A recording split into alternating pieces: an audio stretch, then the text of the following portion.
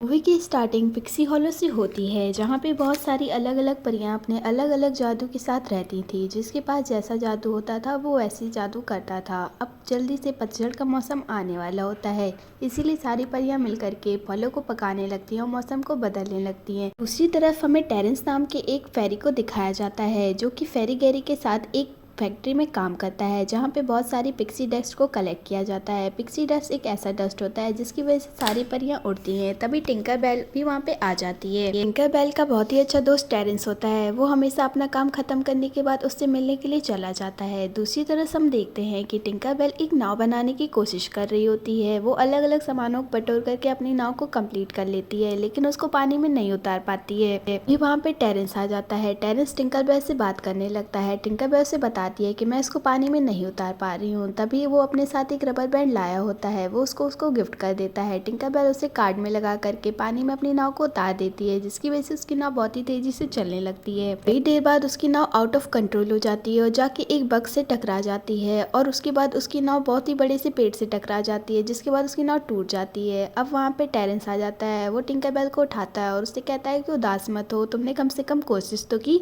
दोनों हंसने लगते हैं। तभी वहाँ पे एक फेरी के असिस्टेंट आ जाती है। वो उससे कहती है कि टिंकर बेल तुमको महल में बुलाया गया है, जिसकी वजह से टिंकर बेल कहती है कि मैं रास्ते में एक बग से टकरा गई थी। वो बग फेरी मैरी का फेवरेट है, शायद इस बग ने मेरी शिकायत कर दी होगी और इसीलिए मुझे सजा देने के लिए बुलाया गया है। अब वो राजकुमारी के महल पहुंच जाती है, जहाँ पे सबसे बड़ी फेरी यानी कि फेरी मैरी और उनके साथ उनके असिस्टेंट भी वहाँ पे खड़े होते हैं। लोग कुछ बहुत ही ज्यादा इंपॉर्टेंट बात कर रहे होते हैं। तभी वहाँ पे टिंकर बेल भी पहुंच जाती है, उनकी बातें सुनने लगती है और उसको लगता है कि वो लोग उसको सजा देने की बात कर रहे होते हैं। तभी वहाँ पे टिंकर बेल आती है और अपने किए पे माफी मांगने लगती है।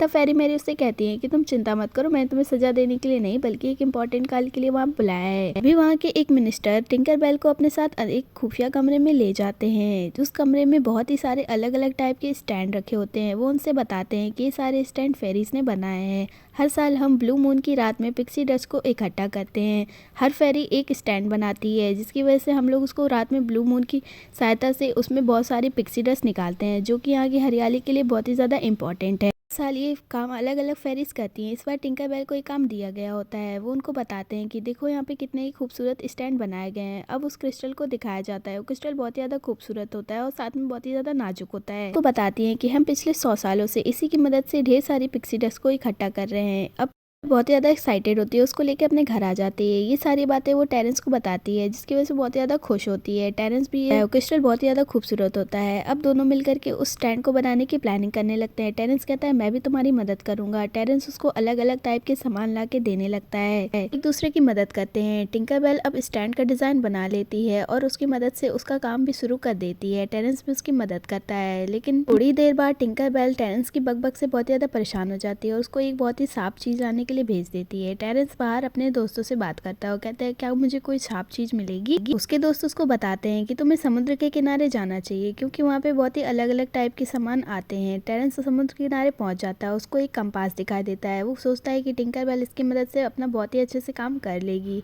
तभी वहाँ पे टिंकर बेल भी अपना स्टैंड बना के रेडी कर लेती है। टेरेंस उस कंपास को लेकर के टिंकर बेल के पास पहुंच जाता है। टिंकर बेल उसको देख करके कहती है मैंने तुमको कोई शार्प चीज लाने के लिए कहती है, ये राउंड है। और ये देख के वो उसको दोबारा से भेजने लग जाती है, लेकिन थोड़ा सा ही जाते वक्त उसको टक्कर लग जाती है, जिसकी वजह से वो कंपास सीधे स्टैंड पे जाकर के गिर जाता है, जिसकी वजह से स्टैंड टूट जाता है। लेकिन टेरेंस उस क्रिस्टल को बचा लेता है। ये सब देख के टिंकर बेल बहुत ज़्यादा गुस्सा हो जाती है, क्योंकि उसका स्टैंड बहुत ही मेहनत से टूट चुका होता है और वो अपनी गलती ना दे करके टेरेंस की गलती बताती है और उसको वहाँ से भगा देती है। टेरेंस को भी बहुत ज़्यादा गुस्सा आता है। वो कहता है मैं यहाँ पे अब कभी नहीं आऊँगा तुम्हारी मदद करने। इसके बाद टिंकर बेल बहुत ही ज़्यादा उदास हो जाती है और वो सोचने लगती है, क्योंकि ब्लू मून की रात भी बहुत ही जल्दी आने वाली होती है। टिंकर बेल बहुत ही ज़्यादा परेशान हो जाती है और गुस्से में आकर कंपास पे लात मार देती है, जिसकी वजह से कंपास का ढक्कन खुल जाता है और वो सीधे जाके क्रिस्टल पे गिरता है, जिसकी वजह से क्रिस्टल चूर चूर हो जाता है। ये देख के टिंकर बेल रोने लगती है और सोचने लगती है अब मैं क्या करूँ। वो बहुत ही ज्यादा परेशान हो जाती है। अब दूसरी तरफ हमको टेरेंस को दिखाया जाता है, जो कि बहुत ही ज्यादा गुस्से में नदी किनारे पत्थर फेंक रहा होता है। वो अपनी गलती ना दे करके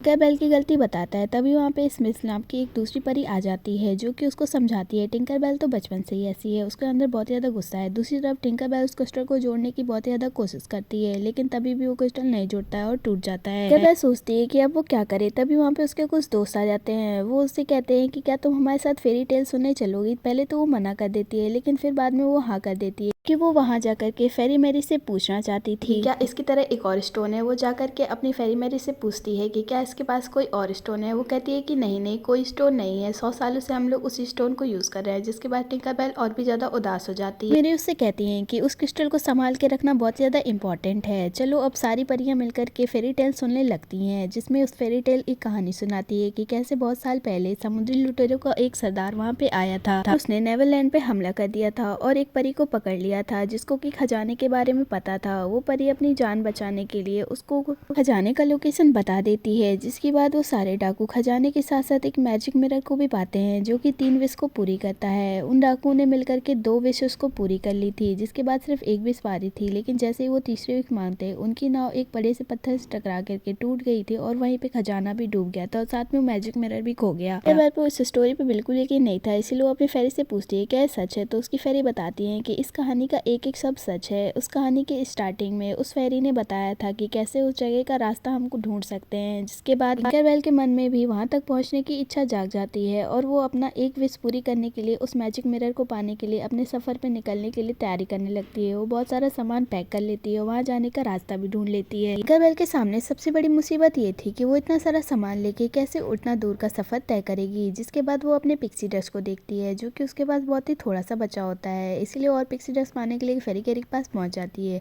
लेकिन फेरी गेरी उसको पिक्सी डस्ट देने के लिए बिल्कुल भी मना कर देता है क्योंकि वो अपने हिस्से की पिक्सी डस्ट आज पूरी ले गई है। टिंकरबेल अपनी दोस्तों से फेरी डस्ट मांगती है लेकिन उसके दोस्त भी उसको डस्ट देने से मना कर देते हैं। जिसके बाद अब वो टेरेंस के पास पहुंच जाती है और टेरेंस को सॉरी कहती है। टेरेंस उसकी बात से खुश होता है, लेकिन थोड़ी देर बाद टिंकरबेल उसको पिक्सी डस्ट मांगने के लिए कहती है, लेकिन टेरेंस कहता है कि मैं तुम्हें बिल्कुल नहीं ला सके दे सकता हूँ। फिर टिंकरबेल को पिक्सी डस्ट नहीं देता है, जिसकी वजह से टिंकरबेल को और भी ज्यादा बुरा लगता है और वो वहाँ से उड़ करके चली जाती है। वो एक कपास के फूल पे बैठी होती है, तभी उसकी पिक्सी डस्ट कपास के पौधे पे गिर जाती है, जिसकी वजह से वहाँ की रुई उड़ने लगती है।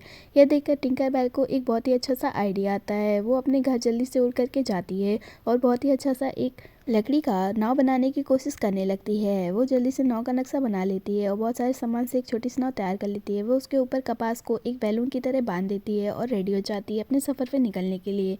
वो थोड़ी सी पिक्सी डस्ट उसके ऊपर डालती है, जिसकी वजह से वो उड़ने लगता है।